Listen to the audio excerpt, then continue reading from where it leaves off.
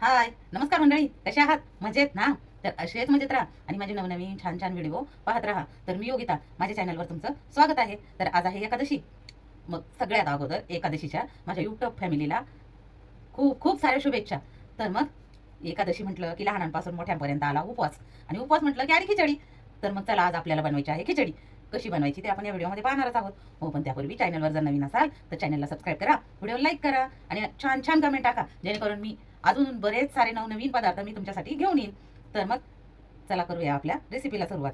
पण सुरुवातीला काय होतं, खिचडी बनवायची आपल्याला. पण कधी कधी काय होतं, खिचडी बनवताना ती होते चिकट आणि मग ती खायला टेस्टी लागत नाही. म्हणून मग मोकळी सळसळीत खिचडी कशी बनवायची ते आपण आज पाहणार आहोत. तर मग चला, करूया आपल्या व्हिडिओला सुरुवात. खिचडी बनवण्यासाठी मी घेतलेले आहेत 4 बटाटे, थोडेसे बारीक चिरून. बारीक म्हणजे अशा पद्धतीने थोडेसे चिरून घेतलेत आणि उकडून घेतलेत.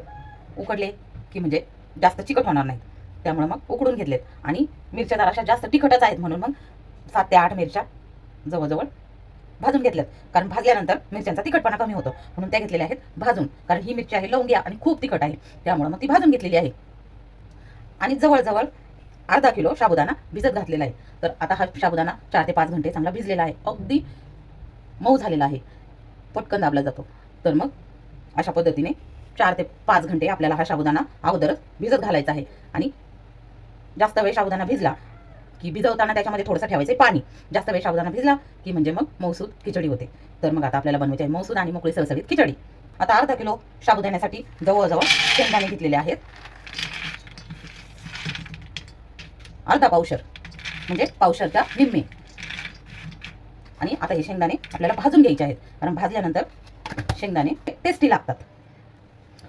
मग आता हे उकडलेले बटाटे थंड होत आहेत, तोपर्यंत शेंगदाणे भाजून घेते. मिरची तर भाजून घेतली.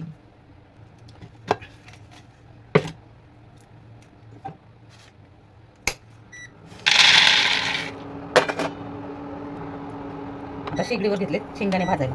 शेंगदाणे चांगले लालसर खरपूस भाजून घ्यायचे आहेत आपल्याला. तर आता आपले शेंगदाणे भाजते तोपर्यंत बटाटे थोडे थंड झालेले आहेत. मग आता घ्यायचे आहेत आपल्याला खिचडीसाठी बटाटे सोलून.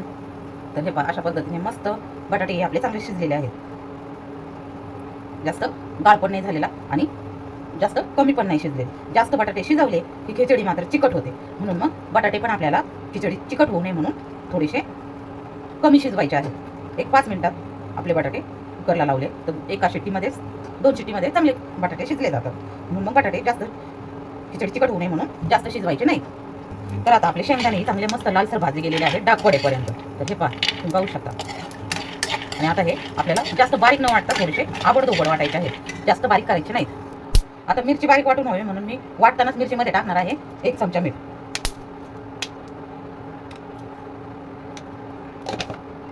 आणि सुरुवातीला मिरची वाटून घेणार आहे, फक्त मीठ आणि मिरची.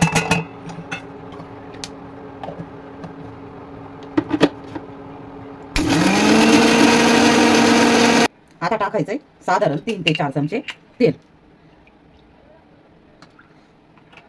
आता बाटली असल्यामुळे मी काही त्याचं माप लावलेलं नाही, पण अंदाजे 3 ते 4 चमचे तेल टाकलेलं आहे. गॅस पेटून घेतला आणि आता त्यात टाकायची ही वाटलेली मिरची. कारण मिरची अगोदर परतवून घ्यायची आहे आपल्याला. बटाटे तर आपण अगोदरच उकडून घेतलेले आहेत. तर मग आता आपलं तेल चांगलं तापलेलं आहे आणि ही मिरची त्यामध्ये तळून घ्यायची, म्हणजे जास्त तिखट आणि उगीर आपलं खिचडी लागणार नाही, खायला टेस्ट देईल चांगली. तर मग सुरुवातीला मिरची टाकली आणि आता ही लालसर भाजते तोपर्यंत आपल्याला घ्यायच्यात शेंगदाणे वाटून. आणि शेंगदाणे वाटून यामध्ये टाकायचे आहेत. तर आता मिरची आपली तेलामध्ये चांगली भाजली गेलेली आहे, परतवून झालेली आहे. आता यात टाकायचे उकडलेले बटाटे. थोडे मोठे मोठे असतील तर अशा पद्धतीने थोडेसे तुकडे करून टाकायचे, म्हणजे संपूर्ण खिचडीला पुरतील असे बटाटे होते. आणि सगळे तेलामध्ये परतवून घ्यायचे आहेत आपल्याला. उकडलेले तर आहेतच म्हणायला, पण तरी तेलामध्ये मिरचीमध्ये आपल्याला परतवून घ्यायचे. तर हे पहा, अशा पद्धतीने सगळे बटाटे परतवून घेतलेले आहेत.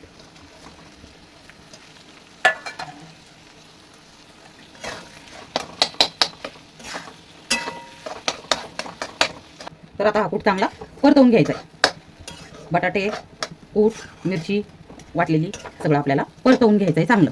आणि आता परतवून झालं की अर्धा किलो खिचडी तर काही याकडे बसणार नाही, मग हलवण्यासाठी दोन्ही अर्ध करून घ्यायचं आहे. कारण की मग आपली खिचडी आपल्याला चांगली हलवता येईल आणि खाली लागणार पण नाही. काय होतं, जास्त खिचडी आपण कढईमध्ये टाकली तर ती सांडते पण खाली, आणि त्याचबरोबर परतवता पण येत नाही चांगली. म्हणून मग अशा पद्धतीने सगळी खिचडी अगोदर खिचडीमध्ये टाकायचं सगळं सामान, म्हणजेच बटाटे, शेंगदाण्याचा कूट आणि मिरची परतवून घ्यायची. तर आता हे परतवून झाल्यानंतर एका प्लेटमध्ये मी दोन्ही पावशर खिचडीसाठी बाजूला काढून घेणार आहे आणि अर्धीच खिचडी मी परतवून घेणार आहे. म्हणजे चांगली परतवता पण येईल आणि काढणार पण नाही. तर मग आता टाकते भिजवलेला साबुदाणा. पण त्यापूर्वी आपल्याला हा साबुदाणा मोकळा करून घ्यायचा आहे, कारण की तो एकाला एक भिजवताना चिकटलेला आहे. म्हणून मग सगळा साबुदाणा अशा पद्धतीने मोकळा करून घ्यायचा, त्याच्या गाठी सगळ्या फोडून घ्यायच्या. चला जळण्याची शक्यता असते, त्यामुळं गॅस जेव्हा आपण साबुदाणा फोडून टाकतो ना तेव्हा कमीच ठेवायचा आणि परतवताना मग गॅस फुल करायचा. म्हणजे आपली खिचडी अजिबात चिकट होणार नाही, अगदी एकदम मोकळी सळसळीत होईल आणि खायला पण टेस्टी लागेल. तर मग आता थोडा करून पूर्ण कढईवर हलवता येईल असा थोडी कमी कढई ठेवून साबुदाणा मी त्यामध्ये टाकणार आहे. तर जवळजवळ मी हा टाकला आहे आता पावशर साबुदाणा, त्यापेक्षा जास्त म्हटलं तरी चालेल. पावशर साबुदाण्याच्या पुढं साबुदाणा टाकलेला आहे आणि आता हे आपल्याला परतवून घ्यायचा आहे चांगला. आपल्याला परतवून आणि आता मात्र गॅसवर खिचडी परतवीत असताना गॅस करायचा आहे फुल. थोडी करून सगळी खिचडी अशा पद्धतीने आपल्याला परतवून घ्यायची आहे. अशा पद्धतीने जर तुम्ही खिचडी बनवली ना तर कधीच चिकट होणार नाही आणि खायलाही टेस्टी लागणार.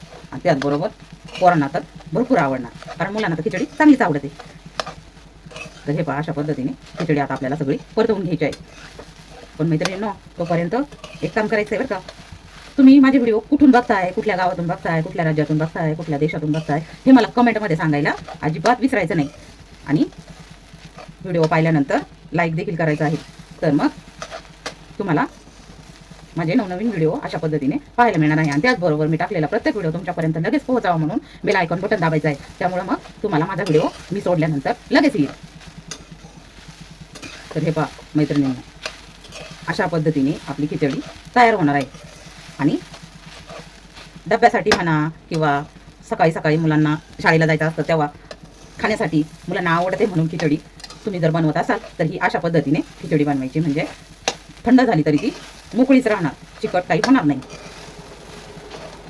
तर आता गॅस फुल असताना पटापट आपली खिचडी परतवून घ्यायची आहे आणि पुन्हा जरा वेळ झाकण ठेवून वाफ निघण्यासाठी ठेवायची आहे 5 मिनिट. तर हे पहा आता 5 मिनिट वाफ निघण्यासाठी ठेवायची आणि झाकून ठेवल्यानंतर गॅस कमी करायचा, म्हणजे खाली आपली खिचडी लागणार नाही, बरोबर सगळीकडून ती वाफळली जाईल. खिचडी म्हटलं का त्याबरोबर दही आलंच. मग आता दही पण आपल्याला साखर टाकून कालून घ्यायचं आहे खिचडी बरोबर खाण्यासाठी.